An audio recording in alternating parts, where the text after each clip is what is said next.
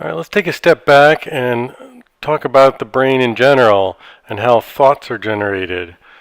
So, as we just discussed in the afferent nervous system, a simple nerve comes into the brain, and there's simple nerves in the hands and there's simple nerves in the spine, and these generally relay information.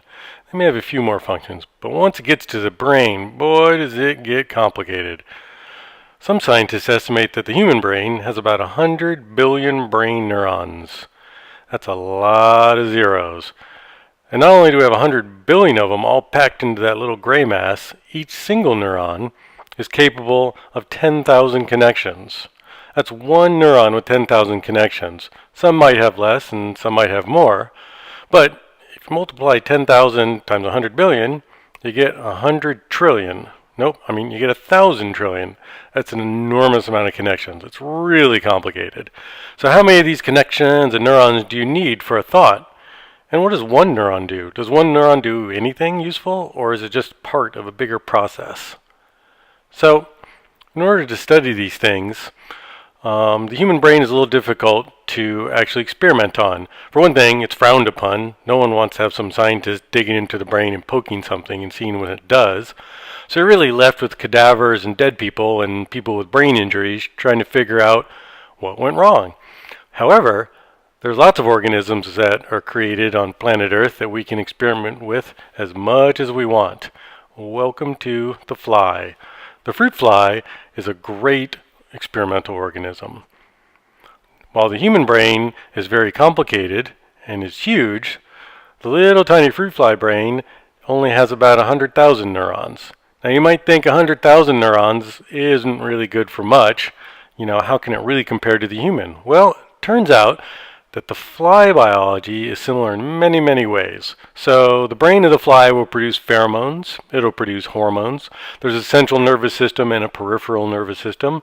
It's got eyes and sees similar to the way we see, albeit a little differently. It's got taste. It can feel. It can experience heat and cold. The fly also has muscles similar to us. It has a heart. It has a digestive tract. It poops. The pee is a little different, but the poop's pretty similar. There's male and female sexes. There's a mating dance, similar to humans. The male does all the dancing, and the female decides whether it's good or not. And then they also go to sleep. I don't know if they go to sleep after the mating dance, but they definitely sleep. And the way they go to sleep is similar. So the fly is an excellent model to study things that you can't study in humans. And this is what experimental biology is all about. So let's take some of the things we know in the human and see how they work in the fly. So, we've been talking about the TRPM8 channel, so let's continue along that theme. Turns out rats also have a TRPM8 channel, and it's easy to take a TRPM8 channel out of a rat. You could take it out of a human, but then you'd have all sorts of legal things of issues of where someone would have to sign a release form, and it's going to hurt taking out that TRPM8 from your neuron. And so even if you're your own experimental researcher, you don't want to take your own TRPM8 out because it's going to hurt. So you take it out of a rat. They don't complain, and they don't have any lawyers. So if you take this TRPM8 out and you have the rat DNA, what you do is you crush up the DNA in a tube, and then you copy the TRPM8 DNA using a variety of molecular biology techniques. And generally in this type of experiment, you just want the coding region.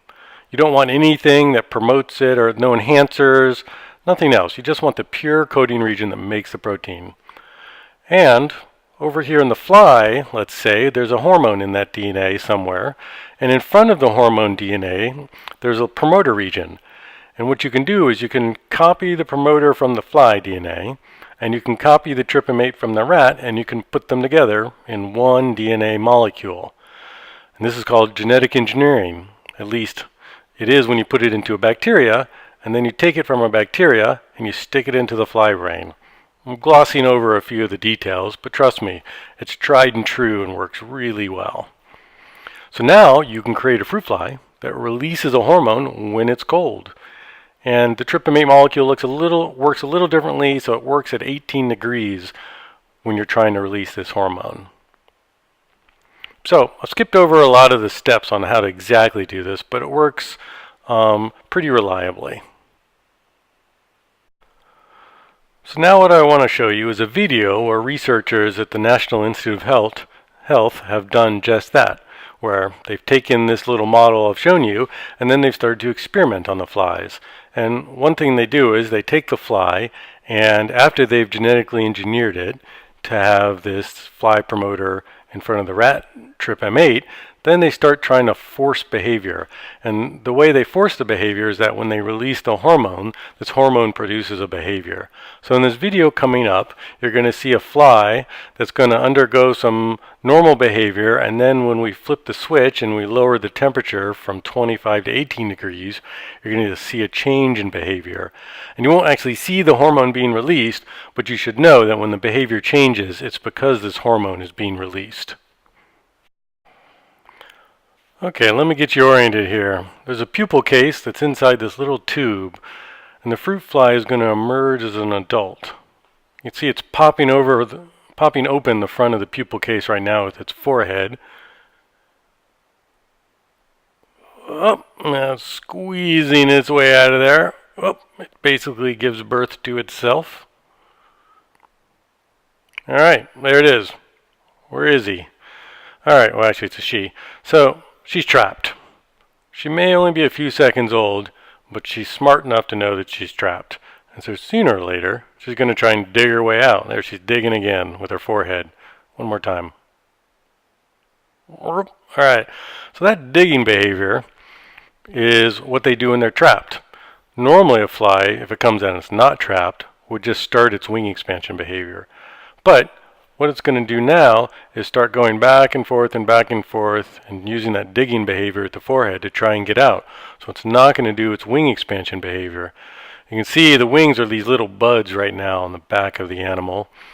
And it may not look goopy to you, but it's a little goopy. It's not quite ready for prime time yet. So it's going to do this behavior in response to the hormone release that I talked about earlier. And the hormone release is also going to harden the outer exoskeleton and give it some more colors at the same time that the wings expand and harden. All right, I'm going to speed it up a little. And away we go. Here we are, 20 times speed at 25 degrees Celsius. Okay, so basically this escape behavior, it'd run back and forth until it died sometimes. Sometimes 7 or 8 hours later it might just stop and give up, but it's running back and forth, and if you were trapped in that little thing, you'd run back and forth and dig too. So the behavior is similar to what a human might do. Now we've dropped the temperature down to 18 degrees and slowed it down a little bit to 10 times. So in real time, we keep it at 18 degrees for 15 minutes. So this will be about a minute and a half. And what's happening is the brain is starting to release the hormone, and it's releasing it into the central nervous system and also into the whole bloodstream. And now there's a conflict. You can see it's slowing down now and constricting the abdomen, and then it'll search again. So there's the part of the brain that wants to escape is struggling, and then the part of the brain that wants to do wing expansion is starting to take over. Wing expansion has a whole bunch of different behaviors. One behavior is grooming, like this. It also is swallowing air. So it swallows a huge big bubble of air into its intestines, like what might be a size of a basketball in us. So it has this huge big bubble of air. And then when it constricts its wings later around this big bubble of air, it gets a bunch of increased blood pressure to blow into the wings.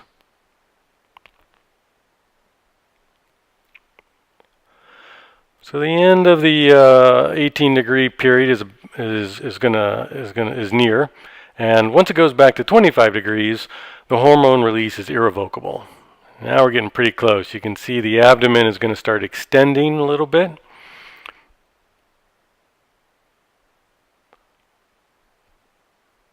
The heart's pumping like mad in between the wings. You can see it there. And here's the beautiful part. Watch those wings go.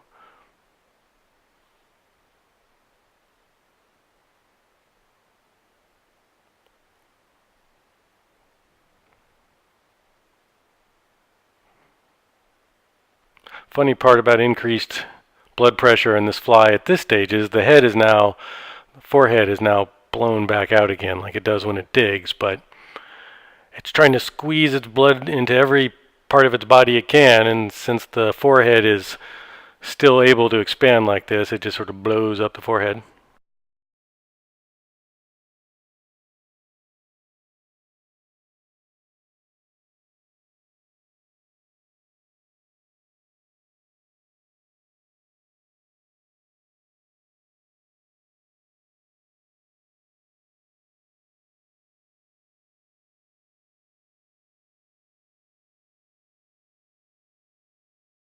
Whew, a lot of hard work for that fly.